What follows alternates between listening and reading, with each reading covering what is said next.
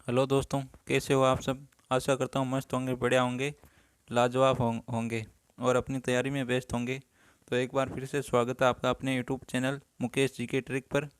तो आज के हम इस सेशन में दिल्ली पुलिस कांस्टेबल के लिए जीके जीएस के क्वेश्चन की बात करेंगे, जो एग्ज़ाम की दृष्टि से बहुत ही इम्पोर्टेंट रहने वाले हैं। तो अब होने वाली सभी शिफ्टों के लिए बहुत ही महत्वपूर्ण क्वेश्चन होंगे ये। तो आज के इस सेशन के एंड तक बने रहिए। तो चलो आज का सेशन शुरू करते हैं। सेशन शुरू करने से पहले सेशन को लाइक कर दे और अभी तक चैनल को सब्सक्राइब नहीं किया तो चैनल को सब्सक्राइब कर दे। तो पहला क्वेश्चन है आपके सामने। कृषि पर आधारित धार्मिक नुआखाई त्यौहार निम्नलिखित में से किस राज्य में मनाया जाता है। तो नुआखाई त्यौहार किस राज्य में मनाया जाता है। ये नुआखाई त्यौहार है, कृषि पर आधारित होता है। किस पर?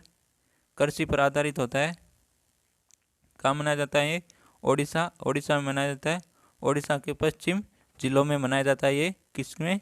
उड़ीसा के पश्चिम जिलों में मनाया जाता है नुआखाई त्यौहार। यहाँ पर कृषि की पहली फसल को देवी को समर्पित करते हैं। किसको? देवी को समर्पित करते हैं। पहली फसल की उपज को देवी को समर्पित करते हैं और उसके बाद में ये लोग है ना, वो अपने बड़ों से आशीर्वाद लेते हैं। किनसे? अपने बड़ों यानी बुजुर्गों से आशीर्वाद लेते। किनसे लेते? अपने बड़ों से आशीर्वाद लेते। और पहली कृषि की पहली उपज किसको समर्पित करते? किसको अर्पित करते? तो देवी को समर्पित करते। तो ये नुआखाई त्यौहार कहाँ पर मनाया जाता है? उड़ीसा के पश्चिम जिलों में मनाया जाता है। तो 3 नंबर आंसर बिल्कुल राइट आंसर हो जाएगा यहाँ पर। अगला क्वेश्चन है।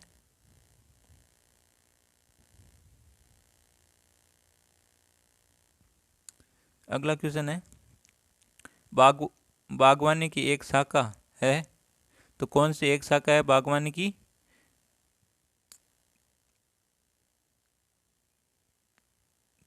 जो क्योंकि यह फसल की कटाई के समय फूलों और सजावटी फसलों की खेती से संबंधित है। तो पुष्प कृषि है ना, पुष्प कृषि संबंधित है। पुष्प कृषि बागवानी की एक शाखा है। कौन सी? पुष्प कृषि है ना, वो बागवानी की एक शाखा है, क्योंकि यह फसल की कटाई के समय से फूलों और सजावटी फसलों की खेती से संबंधित है। तो ये पुष्प कृषि बागवानी की एक शाखा है। तो एक नंबर आंसर बिल्कुल राइट आंसर हो जाएगा इसका। अगला क्वेश्चन है। अगला क्वेश्चन बहुत ही इंपॉर्टेंट क्वेश्चन है।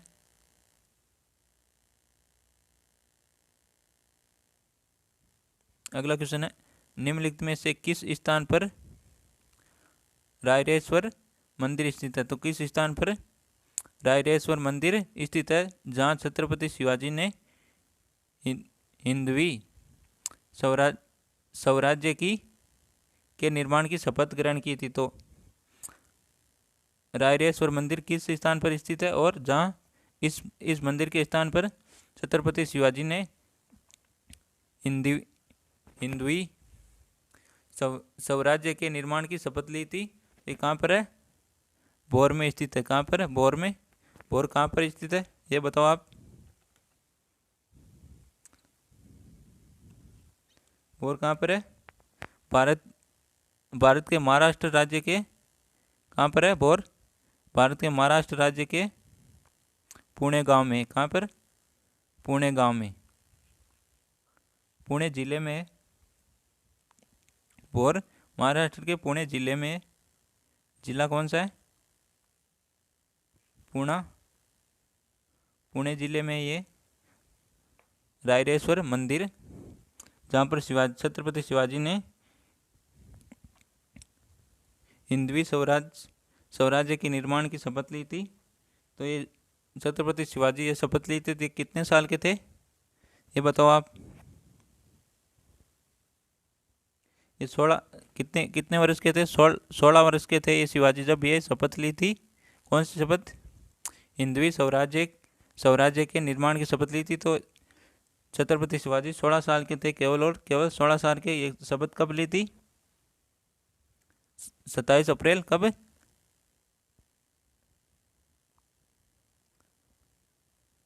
27 अप्रैल 1645 को ली थी। कब ली थी?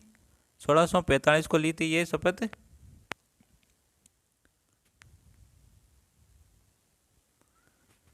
और यहाँ पर ये राजेश्वर मंदिर के आसपास की मिट्टी, सात प्रकार की मिट्टी देखने को मिलती है। यहाँ पर कितने प्रकार की? 7 प्रकार की मिट्टी, 7 रंगों की मिट्टी देखने को मिलती है। यहाँ पर कितने? 7 रंगों की मिट्टी, 7 रंगों की मिट्टी देखने को मिलती है। तो एक नंबर आंसर बिल्कुल राइट आंसर हो जाएगा यहाँ पर। राजेश्वर मंदिर कहाँ स्थित है? महाराष्ट्र के पुणे जिले में भोर में स्थित है। और यहाँ पर छत्रपति शिवाजी ने हिंदवी स्वराज्य के निर्माण की शपथ ली थी। कब ली थी? 27 अप्रैल 1645 को ली थी। और कितने वर्ष के थे तब ली थी? 16 वर्ष के थे तब ली थी ये शपथ। और यहाँ पर इस स्थान पर 7 रंगों की मिट्टी देखने को मिलती है। कितने? 7 रंगों की मिट्टी देखने को मिलती है। तो अगला क्वेश्चन की ओर बढ़ते हैं। अगला क्वेश्चन है, देश के सर्वोच्च नागरिक पुरस्कार पद्म पुरस्कार की शुरुआत निम्नलिखित में से किस वर्ष की गई थी? तो देश के सर्वोच्च नागरिक पुरस्कार पद्म पुरस्कार की शुरुआत किस वर्ष की गई थी? ये बताओ आप। तो ये पद्म पुरस्कार किसको मिलता है? समाज सेवा को, खेल कूद से संबंधित और सिविल सर्विस आदि या साहित्य शिक्षा के क्षेत्र में ये पुरस्कार दिया जाता है। पद्म पुरस्कार दिया जाता है ये। और इसकी शुरुआत कब हुई थी? बताओ। इसकी शुरुआत हुई थी 1654 ईस्वी में हुई थी। कब? 1654 ईस्वी में हुई थी। पद्म पुरस्कार की शुरुआत कब हुई थी?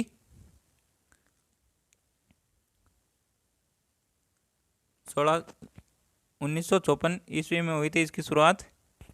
और ये प्रतिवर्ष दिया जाता है। कब? प्रतिवर्ष दिया जाता है। प्रतिवर्ष दिया जाता है पद्म पुरस्कार। और इसकी देने की घोषणा कब करते हैं? गणतंत्र दिवस को करते हैं। कब?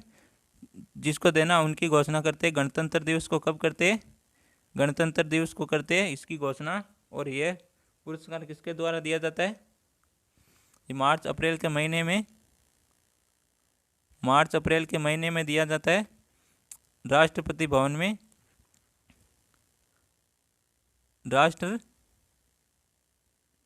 राष्ट्रपति भवन में दिया जाता है। राष्ट्रपति भवन में मार्च अप्रैल में सम्मान समारोह होता है। उसमें राष्ट्रपति द्वारा ये पुरस्कार दिया जाता है। कौन सा पुरस्कार? पद्म पुरस्कार दिया जाता है। और इसकी घोषणा कब करते हैं? गणतंत्र दिवस के दिन इनकी घोषणा करते हैं किन किन को पद्म पुरस्कार दिया जाएगा। और ये पुरस्कार किसके द्वारा दिया जाता है? राष्ट्रपति द्वारा दिया जाता है।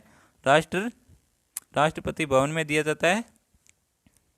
एक सम्मान समारोह में दिया जाता है। तो अगले क्वेश्चन की ओर बढ़ते हैं। अगला क्वेश्चन है,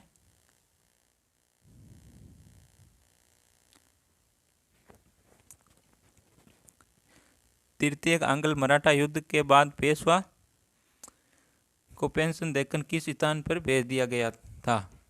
तो तृतीय आंग्ल मराठा युद्ध के बाद पेशवा को पेंशन देकर किस स्थान पर भेज दिया गया था? तो ये कहाँ भेज दिया? बिठूर में भेज दिया गया था। बिठूर कहाँ पर है?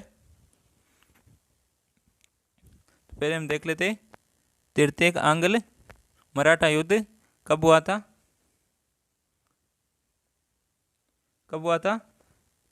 1817 को। कब हुआ था? 1817 से 1819 तक हुआ था ये युद्ध। किन किन के बीच हुआ था? ब्रिटिश ईस्ट इंडिया कंपनी और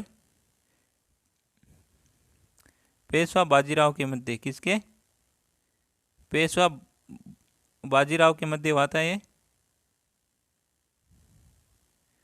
जिसमें पेशवा की हार हुई थी और इनको इनकी ब्रिटिश ईस्ट इंडिया कंपनी की विजय हुई थी और पेशवा बाजीराव की हार हुई थी। इसमें ये पराजित हो गए थे। तो ईस्ट इंडिया कंपनी के अंग्रेजों ने इनको पेशवा बाजीराव को 8 लाख रुपए की पेंशन देकर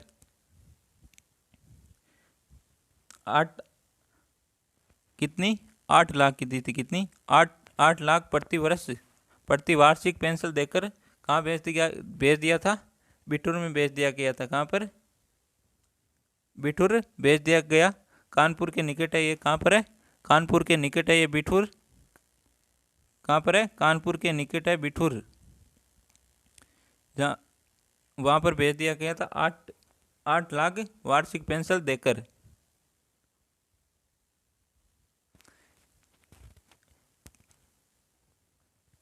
कितनी दी थी? पेंसिल कितनी दी थी? 8 लाख रुपए दिए थे। कितने दिए थे? 8 लाख। तो उस समय बंगाल का गवर्नर कौन था? बंगाल का जनरल गवर्नर कौन था? लॉर्ड हेस्टिंग था। कौन था? लॉर्ड हेस्टिंग था। ये क्वेश्चन पूछ सकते हैं। हेस्टिंग था। तो आंग्ल मराठा युद्ध कब हुआ था? 1817 से 1819 के बीच हुआ था। और बिठूर कहाँ पर है? कानपुर के निकट है। और ये तृतीय आंग्ल मराठा युद्ध किनके मध्य हुआ था? ब्रिटिश इंडिया कंपनी और पेशवा बाजीराव के मध्य हुआ था, जिसमें पेशवा बाजीराव की पराजय हुई थी और अंग्रेजों ने 8 लाख वार्षिक पेंशन देकर इनको पेशवा बाजीराव को बिठूर भेज दिया गया था। कानपुर के निकट है ये, वहाँ पर भेज दिया गया था। तो अगले क्वेश्चन की ओर बढ़ते। तो ये बिठूर बिल्कुल राइट आंसर हो जाएगा। 3 नंबर आंसर बिल्कुल राइट आंसर हो जाएगा। यहाँ पर बिठूर कहाँ भेज दिया गया था? तृतीय आंग्ल मराठा युद्ध के बाद पेशवा को पेंशन देकर कहाँ भेज दिया गया था? बिठूर स्थान पर भेज दिया गया था। तो 3 नंबर आंसर बिल्कुल राइट आंसर हो जाएगा यहाँ पर। अगले क्वेश्चन की ओर बढ़ते। तो अभी तक सेशन को लाइक नहीं किया तो सेशन को लाइक करो, फटाफट लाइक करो और अपने दोस्तों के साथ शेयर करो, फटाफट शेयर करो। देखो लाइक की संख्या बहुत ही कम है, तो एक बार लाइक करो। सभी लाइक करो एक बार। तो अगला क्वेश्चन है, लोधी वंश का संस्थापक शासक कौन था? तो लोधी वंश का संस्थापक शासक कौन था? बहलोल खान लोधी था इनका संस्थापक लोधी वंश का। तो 3 नंबर आंसर बिल्कुल राइट आंसर हो जाएगा। तो लोधी वंश ने कब तक शासन किया था? कब तक शासन किया था? लोधी वंश का शासनकाल कितना था? 1451 से कितना था? 1451 से 1526 ईस्वी तक। कितने थे? 1451 से 1526 ईस्वी तक लोधी वंश ने शासन किया था। बहलो लोधी के बाद शासक कौन बना था? बहलो लोधी का पुत्र सिकंदर लोधी। कौन बना था? सिकंदर लोधी। सिकंदर लोधी का वास्तविक नाम क्या था? सिकंदर लोधी का वास्तविक नाम क्या था? निजाम खान। कौन क्या था? सिकंदर लोधी का वास्तविक नाम था निजाम खान। क्या था? निजाम खान था। सिकंदर की तो ये उपाधि धारण की थी। कब की थी उपाधि धारण? सिकंदर की उपाधि धारण की थी 17 जुलाई 1499 में। कब की थी? 17 जुलाई 17 जुलाई कब की थी? 17 जुलाई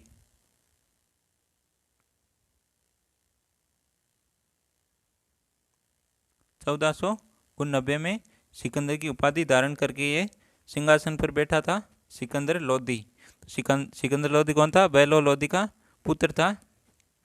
जो बहलो लोधी की हिंदू पत्नी थी हेमा, उसका पुत्र था सिकंदर लोधी।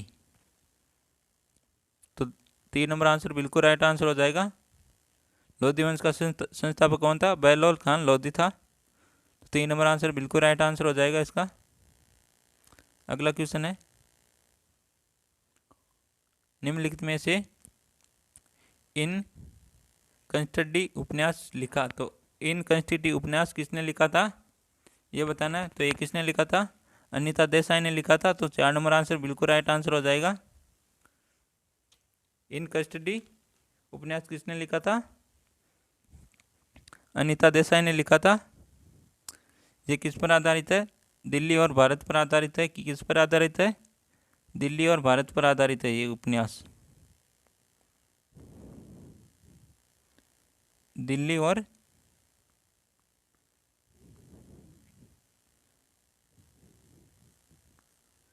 भारत पर आधारित उपन्यास है ये, जो किसने लिखा था, अनीता देसाई ने लिखा था। और इसे 1984 में बुकर पुरस्कार के लिए चुना गया था। किसके लिए, बुकर पुरस्कार के लिए चुना गया था।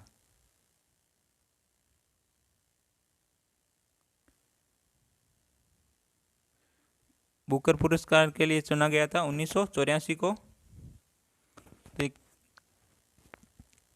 इन कस्टडी की ये उपन्यास है, इसके कितने प्रश्न है, 208 प्रश्नों की है ये पुस्तक। कितने की, 208 प्रश्नों की है ये पुस्तक। किसने लिखी थी, अनीता देसाई ने लिखी थी। 4 नंबर आंसर बिल्कुल राइट आंसर हो जाएगा इसका। अगले क्वेश्चन की ओर बढ़ते हैं। अगला क्वेश्चन है, सरकार के कराधान और व्यय निर्णयों का प्रतिबंध करती है। तो कौन करती है, राजकोषीय नीति द्वारा किया जाता है इनका प्रतिबंध। किसका, सरकार के कराधान और व्यय निर्णयों का प्रतिबंध कौन करती है, राजकोषीय नीति। तो 2 नंबर आंसर बिल्कुल राइट आंसर हो जाएगा यहाँ पर। 2 नंबर आंसर बिल्कुल राइट आंसर है। अगला क्वेश्चन है,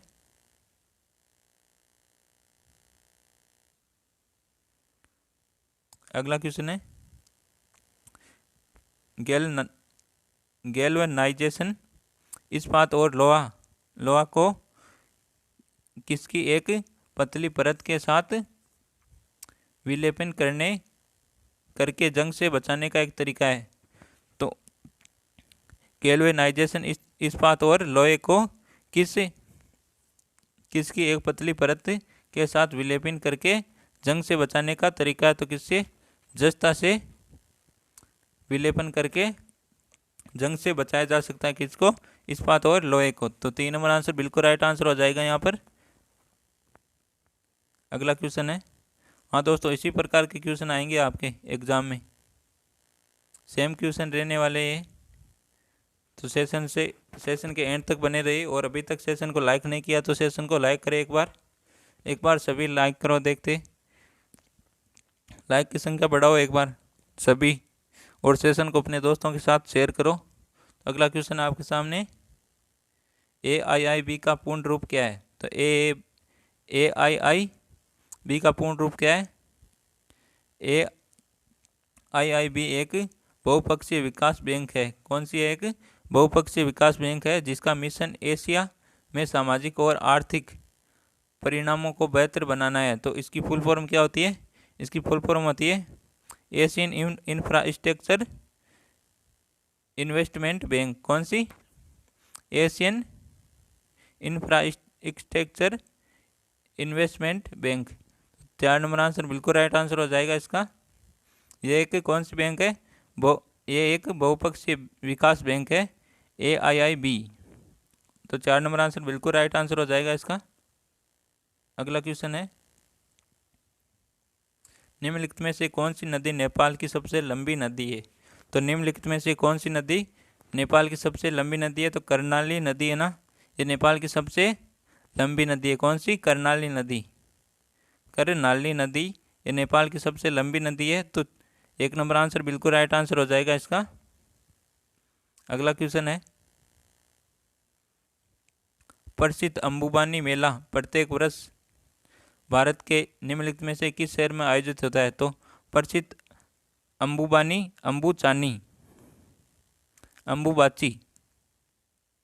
प्रसिद्ध अंबुबाची मेला प्रत्येक वर्ष भारत में मनाया जाता है, आयोजित होता है। जो किस शहर में होता है, वो गुवाहाटी में होता है। कौन सा, गुवाहाटी में होता है। 3 नंबर आंसर बिल्कुल राइट आंसर हो जाएगा।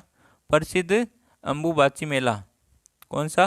प्रसिद्ध अम्बुबाची मेला गुवाहाटी में आयोजित होता है, गुवाहाटी शहर में आयोजित होता है। तो 3 नंबर आंसर बिल्कुल राइट आंसर हो जाएगा इसका। अगला क्वेश्चन है, निम्नलिखित में से किस वर्ष में भारत की अंतरिम सरकार का नव निर्वाचित संविधान सभा द्वारा निर्माण किया गया? तो संविधान सभा द्वारा निर्माण कब किया गया था?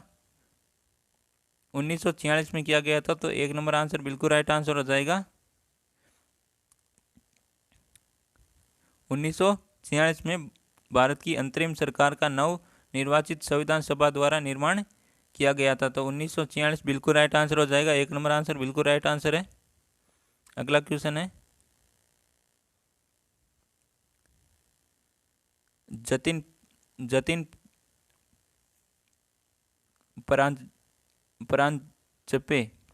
परांजपे और आनंद वासु द्वारा लिखी गई पुस्तक क्रिकेट द्रोण निम्नलिखित में से भारतीय क्रिकेट प्रशिक्षक कोच यानी प्रशिक्षक कोच पर आधारित है। तो किस पर आधारित है ये क्रिकेट द्रोण पुस्तक, जो किनके द्वारा लिखी गई है? जतिन परांजपे और आनंद वासु द्वारा लिखी गई है। ये किस कोच पर आधारित है? क्रिकेट के किस कोच पर आधारित है? तो वासु परांजपे पर आधारित है। किस पर? वासु परांजपे पर आधारित पुस्तक है। 1 नंबर आंसर बिल्कुल राइट आंसर हो जाएगा इसका। अगला क्वेश्चन है, निम्नलिखित में से किस देश में केओरडा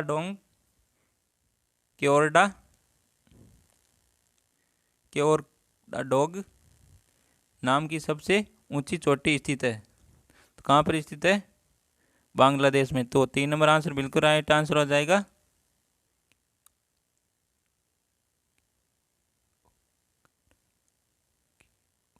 केओक्रा डोंग कौन सा? केओक्रा डोंग नाम की सबसे ऊंची चोटी कहाँ स्थित है? बांग्लादेश में स्थित है। कहाँ पर? बांग्लादेश में। 3 नंबर आंसर बिल्कुल राइट आंसर हो जाएगा यहाँ पर। अगला क्वेश्चन है, भारतीय रिजर्व बैंक द्वारा लीड बैंक योजना की शुरुआत किस वर्ष की गई थी? तो भारतीय रिजर्व बैंक द्वारा लीड बैंक योजना, किसकी? लीड बैंक योजना की शुरुआत किस वर्ष की गई थी? 1969 में की गई थी। कब की गई थी?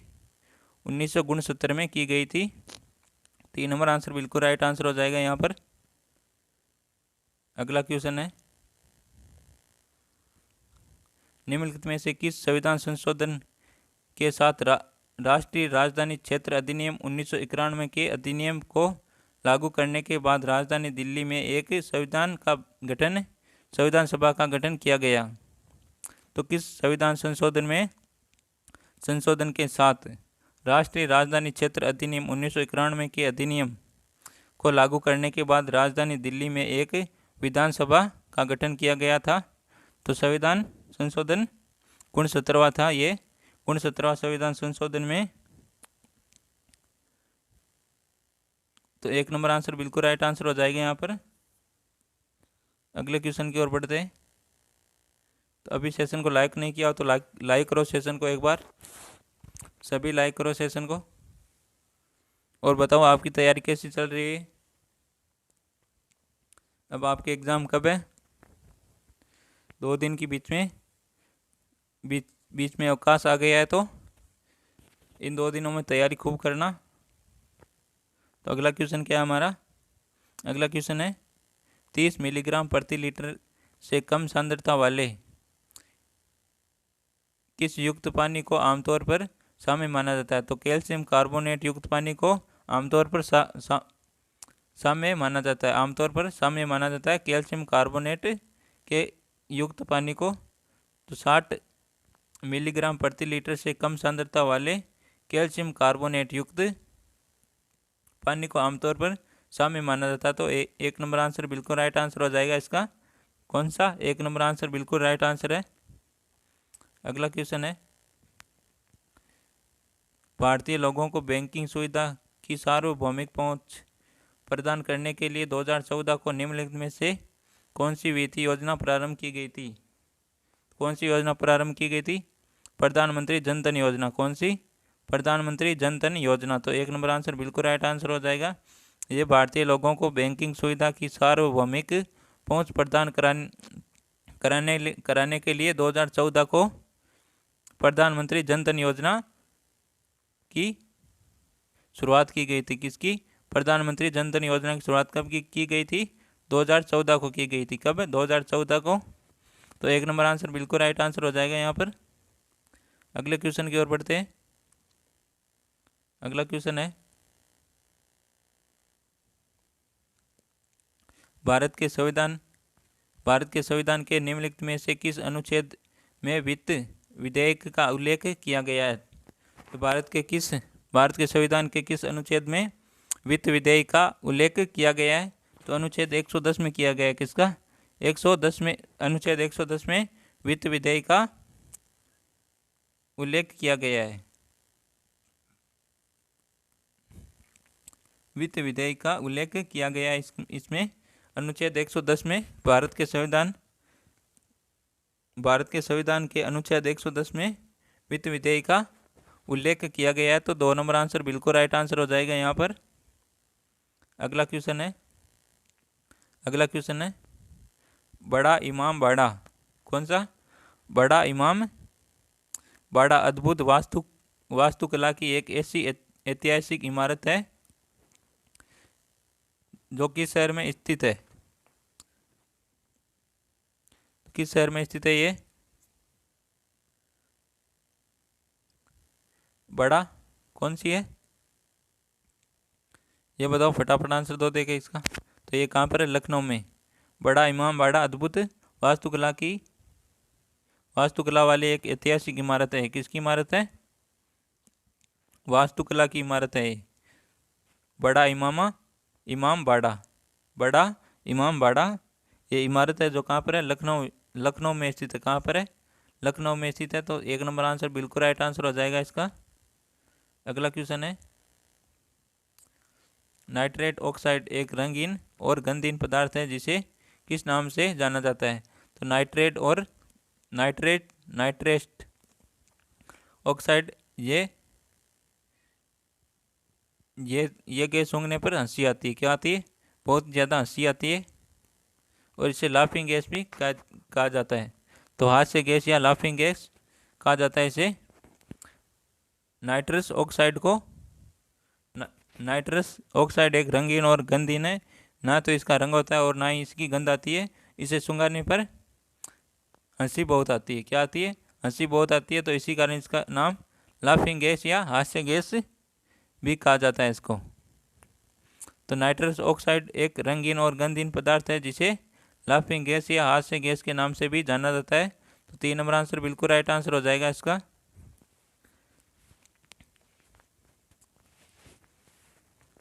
कभी आप उदास हो ना तो इसको सूंघना, तो मज़ा आएगा आपको। बहुत हंसी आती है इसको सूंघने से।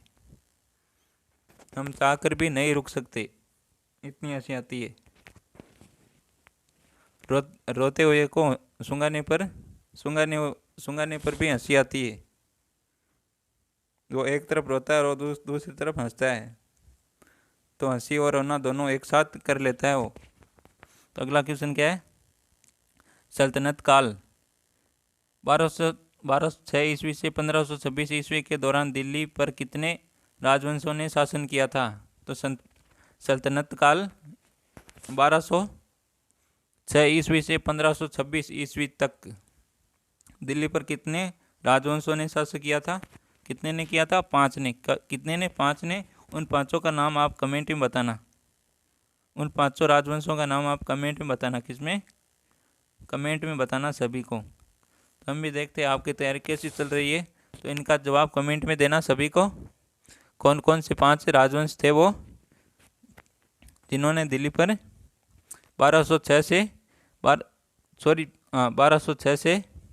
1526 तक शासन किया था। तो 5 राजवंश के नाम बताना आपको कमेंट में। तो 3 नंबर आंसर बिल्कुल राइट आंसर हो जाएगा। कितने थे? 5 राजवंश थे जिन्होंने दिल्ली पर 1206 से 1526 ईस्वी तक शासन किया था। अगला क्वेश्चन है, किसको अपेक्षाकृत कम उष्मा उष्मा वाली सामग्री के कारण कोयले से निर्मित श्रेणी के भूरे रंग वाले कोयले के रूप में जाना जाता है? तो लिग्नाइट को जाना जाता है भूरे रंग वाले कोयले के रूप में किससे जाना जाता है? लिग्नाइट को। तो 1 नंबर आंसर बिल्कुल राइट आंसर हो जाएगा इसका। अगला क्वेश्चन है, बहुत ही इंपॉर्टेंट क्वेश्चन है दोस्तों ये एग्जाम की दृष्टि से। अगला क्वेश्चन है, international federation governing association football FIFA का मुख्यालय किस देश में स्थित है? तो फीफा का फुटबॉल फीफा का मुख्यालय कहाँ स्थित है? स्विट्जरलैंड में। कहाँ पर स्थित है? स्विट्जरलैंड में स्थित है। तो 3 नंबर आंसर बिल्कुल राइट आंसर हो जाएगा। International federation governing association football FIFA का मुख्यालय कहाँ स्थित है? स्विट्जरलैंड में स्थित है। तो 3 नंबर आंसर बिल्कुल राइट आंसर हो जाएगा इसका। अगला क्वेश्चन है, निम्नलिखित महिला सेना अधिकारी में से किसे मार्च 2020 में भारतीय सेना में लेफ्टिनेंट जनरल के द्वितीय सर्वोच्च पद पर पदोन्नत किया गया था? ये बताना आपको। महिला सेना अधिकारियों में से किसे मार्च 2020 कब? मार्च 2020 में भारतीय सेना के लेफ्टिनेंट जनरल के द्वितीय सर्वोच्च पद पर पदोन्नत किया गया। किसे किया गया था? माधुरी कानिटकर को किसे? माधुरी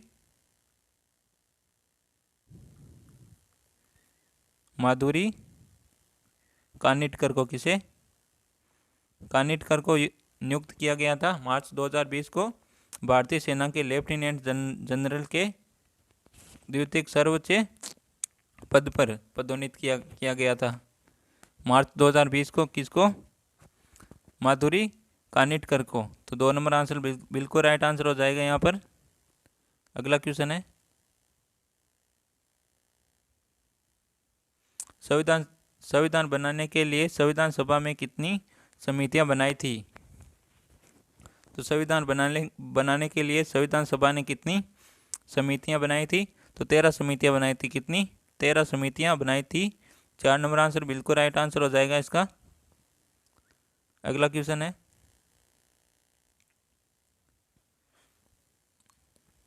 CADC का पूर्ण रूप क्या है? तो चकमा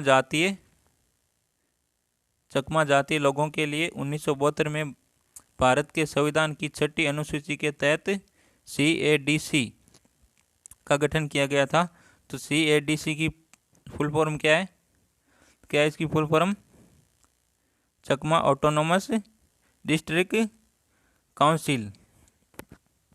1 नंबर आंसर बिल्कुल राइट आंसर हो जाएगा इसका। CADC की फुल फॉर्म क्या होती है? चकमा ऑटोनोमस डिस्ट्रिक्ट काउंसिल। तो 1 नंबर आंसर बिल्कुल राइट आंसर हो जाएगा इसका। ये क्या है? एक चकमा जाति लोगों के लिए 1972 में भारत के संविधान की 6ठी अनुसूची के तहत CADC का गठन किया गया था। तो इसमें से क्वेश्चन आ सकता है, CADC का गठन कब किया गया था और किस अनुसूची के तहत किया गया था? तो 1672 में इसका गठन किया गया था। किस सूची के अनुच्छेद? किस सूची के तहत? 6ठी अनुसूची के तहत किया गया था। तो संविधान की 6ठी अनुसूची के तहत CADC का गठन किया गया था। कब किया गया था? 1972 में किया गया था। तो इसका 1 नंबर आंसर बिल्कुल राइट आंसर हो जाएगा इसका। अगला क्वेश्चन है,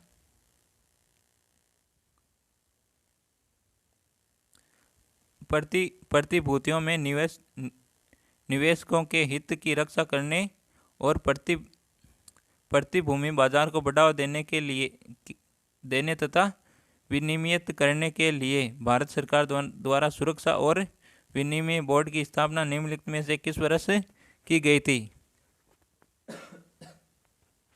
किस वर्ष की गई थी? 1992 में की गई थी। कब? 1992 में की गई थी।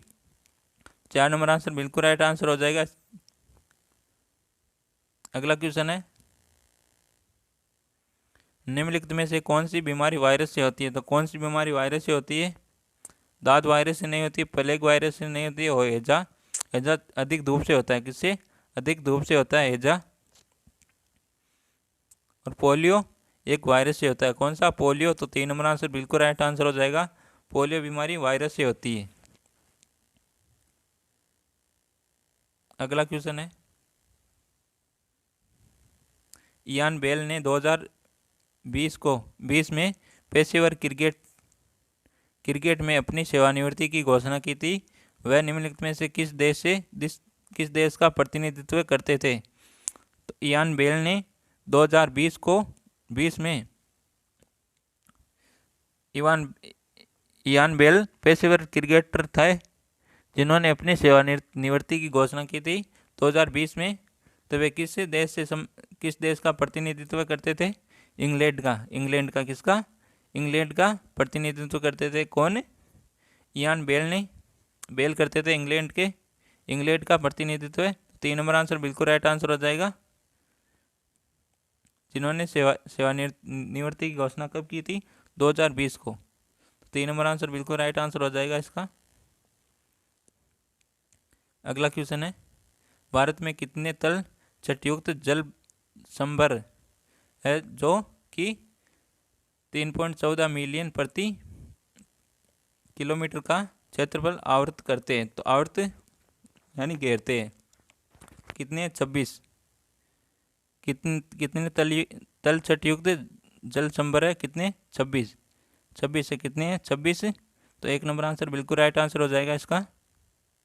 अगला क्वेश्चन है, सरकार द्वारा संपत्ति की बिक्री या परिसमापन आमतौर पर केंद्रीय और राज्य के सार्वजनिक क्षेत्र के उद्यमों, परियोजनाओं या अन्य अचल संपत्तियों को क्या कहा जाता है? तो इसे क्या जाता है? विनिवेश। क्या कहा जाता है? विनिवेश। 4 नंबर आंसर बिल्कुल राइट आंसर हो जाएगा। यहाँ पर आए सार्वजनिक क्षेत्र के उद्यमों को तो विनिवेश। निवेश तो यानी खुद की पूंजी होती है, उसे निवेश कहते हैं। और विनिवेश सार्वजनिक क्षेत्र। 4 नंबर आंसर बिल्कुल राइट आंसर हो जाएगा इसका। अगला क्वेश्चन है, निम्नलिखित में से अंतरिक्ष में जाने वाली पहली भारतीय महिला कौन है? तो पहली भारतीय महिला कौन है? सभी को मालूम है, कल्पना चावला है। कल्पना चावला अंतरिक्ष में जाने वाली पहली भारतीय महिला थी, कल्पना चावला। तो 3 नंबर आंसर बिल्कुल राइट आंसर है। तो कल्पना चावला कितनी बार अंतरिक्ष में जा चुकी है? 2 बार अंतरिक्ष में जा चुकी है। कितनी बार? 2 बार। तो पहली बार कब गई थी? पहली बार गई थी 19 नवंबर 1997 में। कब? 1997 में गई थी। और दूसरी बार कब गई थी? 16 जनवरी 2003 को। कब? 16 जनवरी 2003 को। और दूसरी बार अंतरिक्ष में जाकर कितने दिन रही? अंतरिक्ष में 16 दिन बिताने के बाद वापस आ रही, तो कुछ ही दूरी पर वो प्लेन क्रैश हो गया था। और प्लेन क्रैश होने के कारण कल्पना चावला की मौत हो गई थी। तो कल्पना चावला 2 बार अंतरिक्ष की यात्रा कर चुकी है। पहली बार कब गई थी? 16 नवंबर 1997 में। और दूसरी बार कब गई थी? सेकंड बार कब गई थी? 16 जनवरी 2003 को। तो पहली भारतीय महिला ही कल्पना चावला। तो 3 नंबर आंसर बिल्कुल राइट आंसर हो जाएगा इसका। अगला क्वेश्चन है, अगस्त 2020 में निम्नलिखित में से किस बैंक ने अपने ग्राहकों के डिजिटल अनुभव यात्रा को बेहतर बनाने में सहायता करने के लिए एडोब के साथ एक युक्तिपूर्ण साझेदारी की घोषणा की? कौन सी बैंक थी वो? HDFC बैंक थी। कौन सी? HDFC bank. तो 1 नंबर आंसर बिल्कुल राइट आंसर हो जाएगा इसका। 1 नंबर आंसर बिल्कुल राइट आंसर हो जाएगा इसका। दोस्तों आज का ये सेशन कैसा लगा ये कमेंट में ज़रूर बताना। सभी कमेंट बताना ये सेशन कैसा लगा। और आज के लिए इतना ही काफ़ी है। तो मिलते हैं एक और बेहतरीन सेशन के साथ। तब तक थैंक यू, टेक केयर, जय हिंद, वंदे मातरम।